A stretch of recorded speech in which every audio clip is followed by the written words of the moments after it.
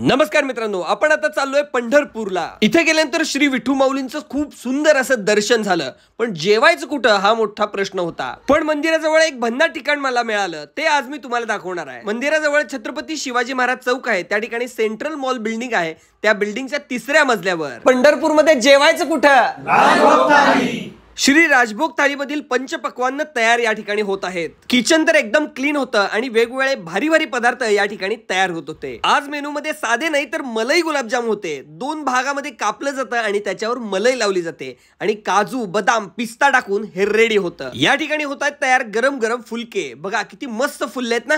आतमध्ये जेवण तयार झालं आणि ग्राहकांची गर्दी सुद्धा होऊ लागली। या ठिकाणी आहे एसी डायनिंग आणि प्रशस्त बैठक व्यवस्था। चला तर मग बघूया थाळीमध्ये काय काय मिळणार।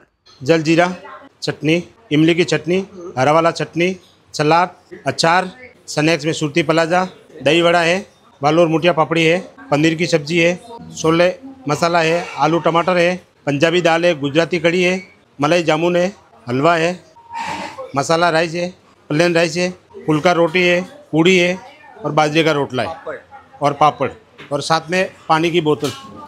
तर नेहमी इथे जेवायला येतो। इथे विशेष म्हणजे इथे जैन आणि साधं कांदा लसण दोन्ही पण जेवण भेटतं आणि जेवण एकदम गरम गरम छान असतं।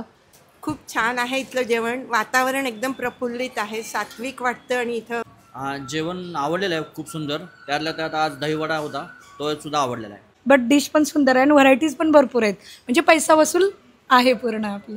अशी ही सर्व्हिस आहे हात धुण्यापासून।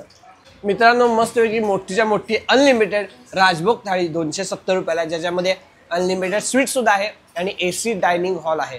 खूपच मस्त आणि टेस्ट तर क्वालिटी आहेच।